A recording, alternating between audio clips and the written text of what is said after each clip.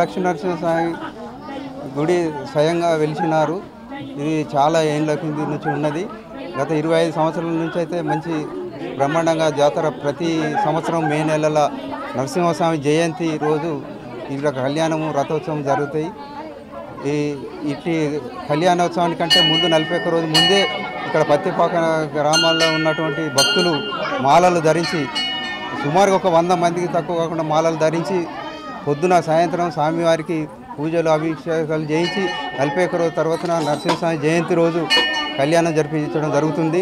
ఇక్కడికి దాదాపు చుట్టూ పరిసర గ్రామాల ప్రజలు ఒక 10-12 గ్రామాల ప్రజలు అధిక సంఖ్యలో పాల్గొంటారు. మహిళలు, వృద్ధులు, పిల్లలు అందరూ ఇక్కడ చాలా పెద్ద ఎత్తున వస్తుంటారు. స్వామివారి కళ్యాణం రోజు నిన్న జరిగింది. ఈరోజు రథోత్సవం.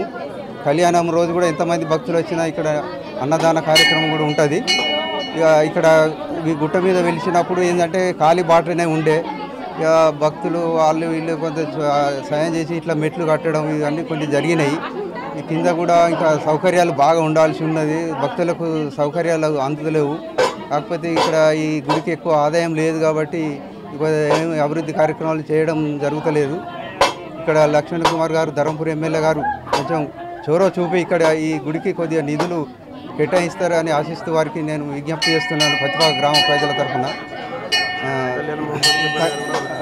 నిన్న కళ్యాణోత్సవానికి కూడా ధర్మపురి ఎమ్మెల్యే గారు అడ్డు లక్ష్మణ్ కుమార్ గారు కూడా వచ్చి స్వామివారి ఆశీర్వాదం కూడా తీసుకున్నారు.